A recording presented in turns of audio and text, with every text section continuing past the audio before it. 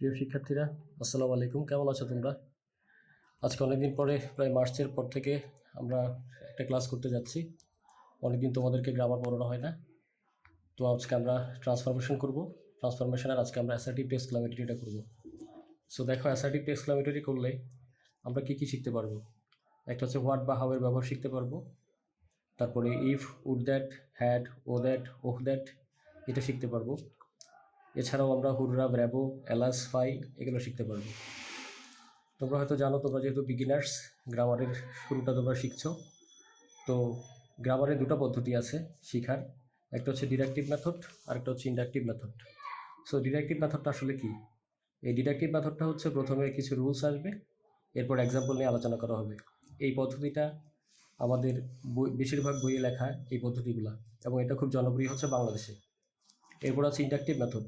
Inductive মেথডটা হচ্ছে প্রথমে example নিয়ে আলোচনা করবে, এরপরে আমরা রুলসে আস্তে আস্তে ঢুকে যাব, এবং এই পদ্ধতিটা পুরো পৃথিবীতে বেশি জনপ্রিয়।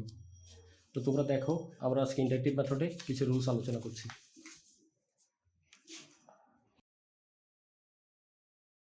একটা হচ্ছে এসভিও আর একটা হচ্ছে এসওভি। সো এসভিওটা আসলে কি?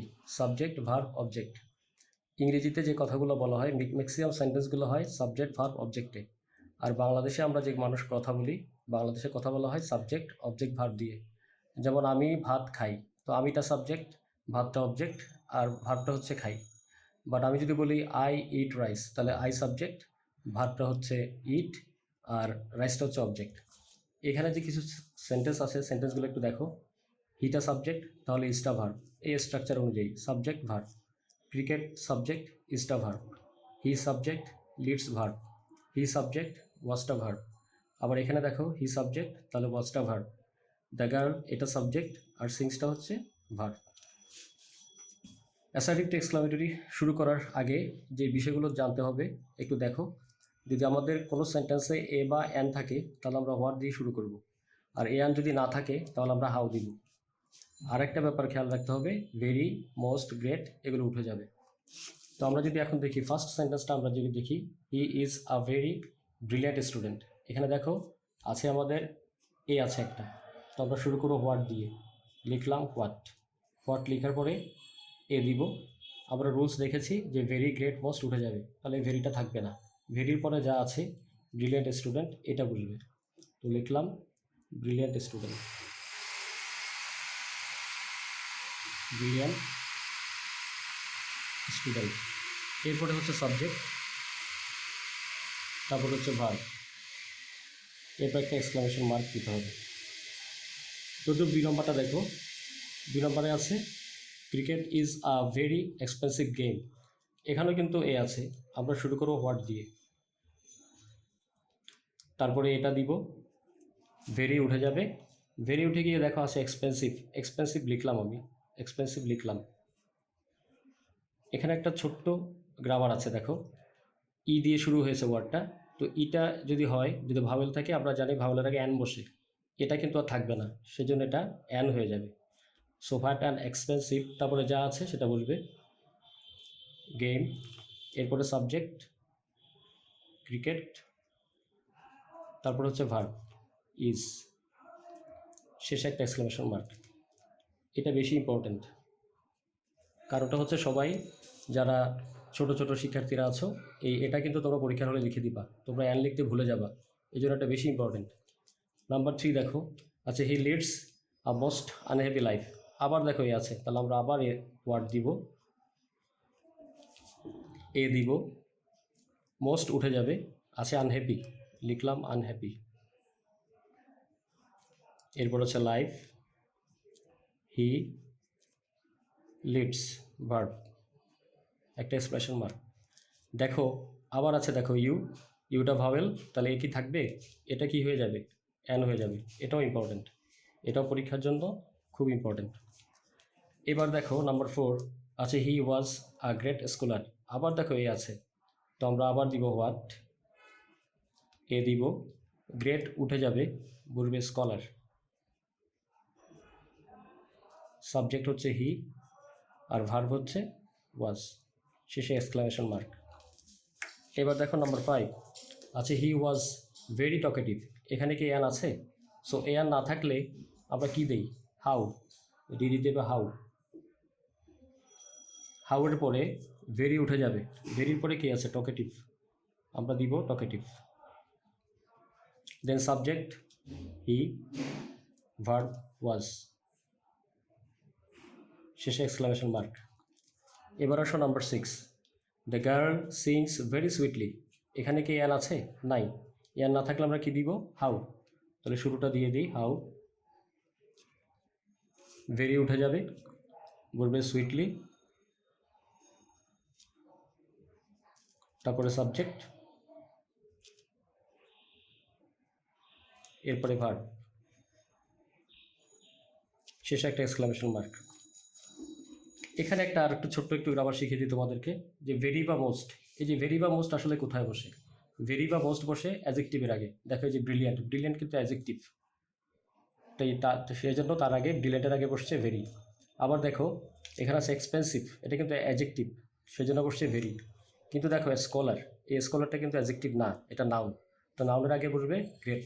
তো এটা একটু মনে রাখো, ভেরি বা মোস্ট বসবে অ্যাজেক্টিভ অথবা অ্যাডভার্বের আগে, এবং গ্রেট বসবে নাউনের আগে।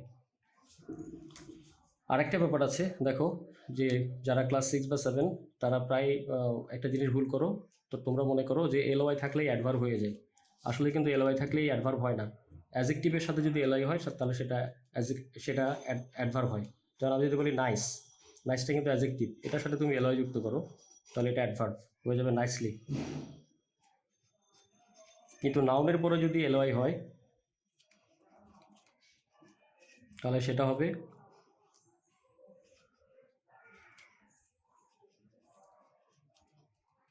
অ্যাজেক্টিভ। যেমন দেখো ফ্রেন্ড, ফ্রেন্ডের সাথে যদি এলওয়াই হয় হবে ফ্রেন্ডলি, এই ফ্রেন্ডলিটা হচ্ছে অ্যাজেক্টিভ। তো আমরা শিখলাম যে অ্যাজেক্টিভের সাথে যদি এলওয়াই হয় সেটা হয় অ্যাডভার্ব, আর যদি নাউনের সাথে এলওয়াই হয় সেটা হয়ে যায় অ্যাজেক্টিভ। সো দেখো এই যে আমরা এখন শিখলাম, এই যে রুলসগুলো শিখলাম, এখান থেকে যে সেন্টেন্সগুলো দেখলাম, এখান থেকে এখন আমরা যদি একটা রুলস বের করি তাহলে দেখো রুলসটা হয় এভাবে। প্রথমে দেখো হোয়াট দিব যদি এন থাকে, অথবা হাউ দিব যদি এন না থাকে।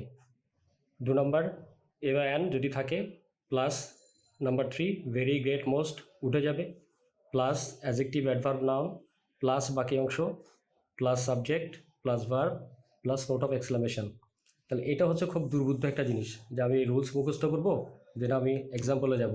এই পদ্ধতিতে যাওয়া মোটেই উচিত হবে না, কিন্তু আমরা যদি প্রথমেই এক্সাম্পলগুলো দেখে ফেলি তাহলে কিন্তু এখানে যাওয়া যায়। কিন্তু তোমাদের বোঝার সুবিধার জন্য আমি রুলসটা একটু দেখালাম। নেক্সট আমরা 2 নম্বরে চলে যাই।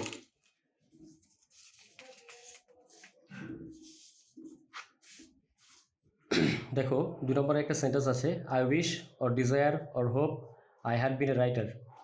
দেখো কোনো সেন্টেন্সে যদি উইশ পাওয়া যায় বা ডিজায়ার পাওয়া যায় বা হোপ পাওয়া যায় তাহলে কয়েক পদ্ধতিতে করা যায়। আমরা দিতে পারি ইফ, আমরা দিতে পারি উড দ্যাট, আমরা শুরু করতে পারি ও দ্যাট দিয়ে, আমরা শুরু করতে পারি ও দ্যাট দিয়ে, এবং আমরা শুরু করতে পারি যদি সেন্টেন্সে হ্যাড থাকে হ্যাড দিয়ে।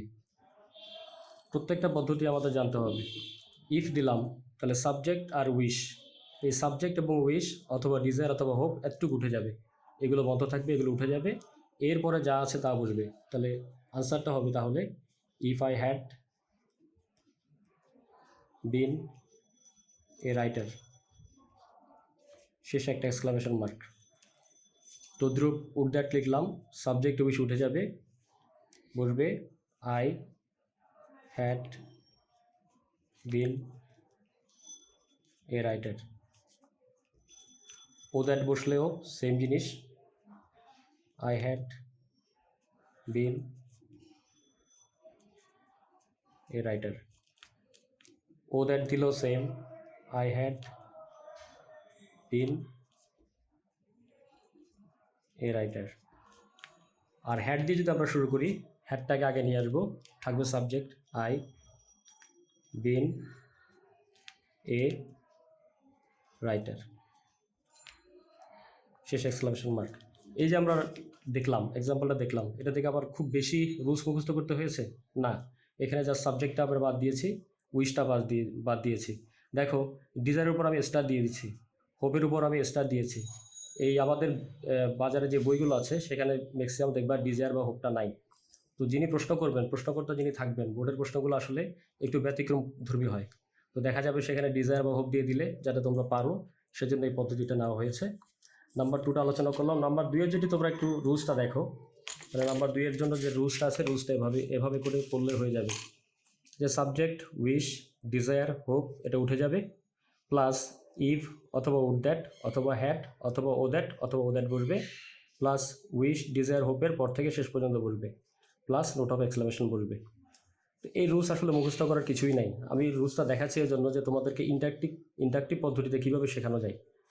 তো প্রথমে এক্সাম্পল দেখে যদি তুমি রুলসটা একটু দেখো তাহলেই হয়ে যাবে, কিন্তু ডিডাক্টিভ পদ্ধতিতে যদি তুমি যাও, রুলস দেখার পরে যদি এক্সাম্পলে যাও, এটা সো টাফ। দেন আমরা নাম্বার 3-তে চলে যাই। নাম্বার 3টা একটু দেখো, এখানে কিছু ওয়ার্ড দিয়েছে দেখো। It is a matter of praise, it is a matter of joy অথবা রিজয়েস অথবা ডিলাইট অথবা surprise, it is a matter of sorrow, sad, grief, regret. আবার আছে it is a matter of shame, content. তো একটু ভালো করে দেখো, এই যে it is a matter of praise that, পুরো সম্পূর্ণ জিনিসটা উঠে যাবে। It is a matter of praise that পুরোটা উঠে যাবে। প্রেইজের বদলে আমি দেবো ব্র্যাভো, ব্র্যাভো দিয়ে একটা এক্সক্লামেশন মার্ক দিতে হবে। এরপরে দ্যাটের পরে যে সেন্টেন্সটা থাকবে সেই সেন্টেন্সটা দিবা। তো দেখো এক্সক্লামেশন মার্ক যখন দিয়েছি, আবার একটা সেন্টেন্স শুরু হচ্ছে।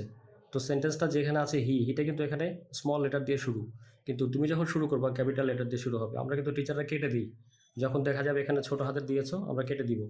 তো লিখবা হি stood first.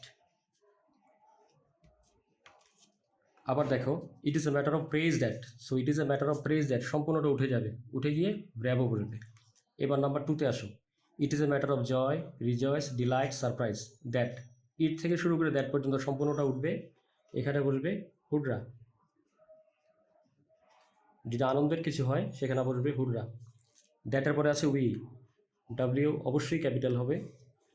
We have won the race.